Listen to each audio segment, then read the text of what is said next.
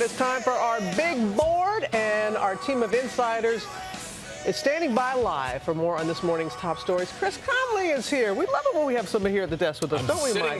Best looking guy just walked sitting right here. I doubt that. I love that. Well, let's start with the boss, because we're hearing that music right now. Bruce Springsteen, the music legend whose performances bring so much joy to fans, now opening up about his ongoing battle with depression. He talks about it in the October issue of Vanity Fair. The cover story coming as he prepares to release his revealing autobiography, Born to Run. And it's the first time that a lot of us are hearing about this. And just tell us about the scope of his depression. He mentions 2 specific bouts with depression in the last 7 years, really debilitating bouts of depression that were lengthy in nature. And he says his guys in the E Street Band might not have noticed, even though he did a song called This Depression.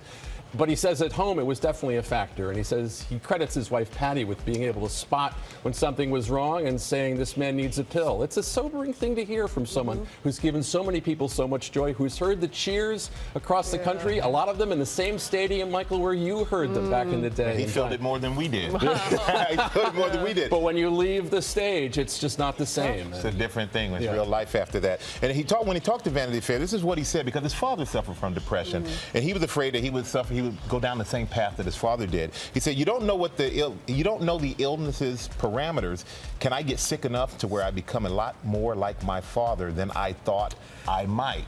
Which is what was his father like? Vanity Fair telling us that he was prone to paranoia and bursts of tears and things like that. Their turbulent relationship, deeply chronicled in many of Springsteen's most powerful songs, and in some of the stories he would tell in concerts as well. And again, the Vanity Fair story chronicling a history of mental illness on his father's side. So, you know, it's an example of how insidious this condition is, that someone who is so familiar with the joy that he brings to audiences and who gets so much joy from the people who cheer for him would face this on an ongoing basis, and share it with the world has got to be a positive and thing. Sharing, I mean, how big is it? Because no one wants to talk about it.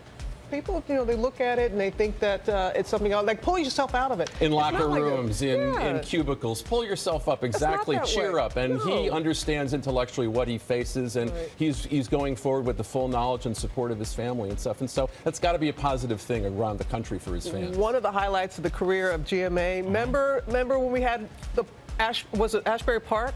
We had Bruce Springsteen concert, and to be there with him, and he took over our entire show. It was several years back. What a moment! What a morning that was. He is the key popular culture figure for so many people. Yeah. But I think this announcement is going to help a lot of people. Hope so. And we're pulling for him. We're pulling for everybody else. And so much of his great music comes from that deep introspection and stuff. So it's all part of a thing. Thank you, good-looking Chris. Thank you, Chris. And now to the latest sports figure wading into the Colin Kaepernick debate. John Tortorella, head coach of Team USA at the World Cup of Hockey, telling ESPN, if any of my players sit on the bench for the national anthem, they will sit there the rest of the game. We have ESPN Stephen A. Smith joining us now.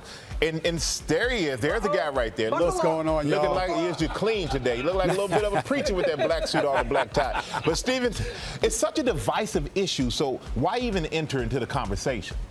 Well, it beats me. He really had no business ingratiating himself into this situation. But what I really have a problem with as it pertains to John Tortorella is his position on this. It's one thing if you're representing the NFL or the NBA, a private industry. But we're talking about Team USA. We're talking about First Amendment rights under the United States Constitution. And when you consider it from that perspective, to be a representative of Team USA, but then want to sit there and essentially poo-poo USA values seems a bit nonsensical to me, and I think it's beyond the pale. And if John Tortorella doesn't change his position on that matter, I think he's somebody that should be replaced as Team USA coach. There's simply no excuse for that. Well, some people would argue with that a little bit, Stephen A., because, you know, here was talking about his son who is serving in the military, and when you talk about that, that really gets people going on both sides of the issue. And it's interesting that we saw many reports. Kaepernick's jersey reportedly is the top seller right now. What do you think that says?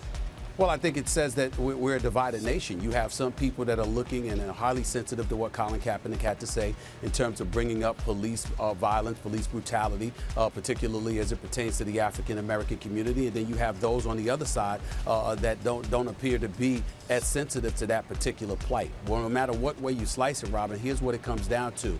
Regardless of how divided of a nation we are, we still are one nation. We're still the greatest nation in the world. And one of the reasons why is because of the rights rights that individual liberties come with. And if you have the freedom of speech in this country under the United States Constitution's First Amendment, that ultimately supersedes everything. And so we can respect where Tortorella is coming from. We can certainly respect where people, for our military men and women, are highly sensitive, and there's no doubt that they have every right to be.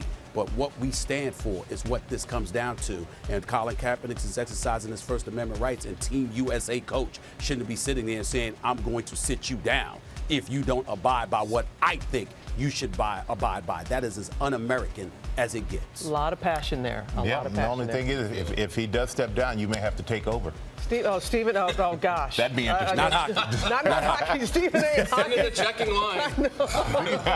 I'll go with Chris Conley first. I don't know. Neither one. Hey, thanks, Stephen A. Now to a San Francisco couple so upset over their wedding video going viral, they filed a federal lawsuit against a company that shot it. The video, which was viewed millions of times, sparked embarrassing headlines, captured an awkward moment when the groom tried to remove the bride's garter.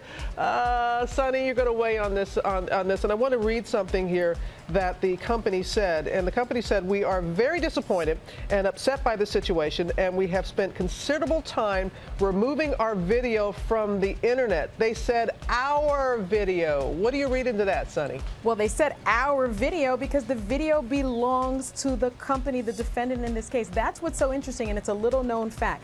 Videos and photos taken by wedding photographers are owned by the company, the photographers and the videographers, because under copyright law, they own it and can do whatever they please with it, including disseminating it on the internet. Okay, so before you, I just learned something from that. Did you know that, Chris? My wedding was so long ago, my wedding images are in cave paintings. But Sonny, if you're going to do that, if you're going to have somebody video or take photos, is there a way you can have a contract that gives you the rights that you own?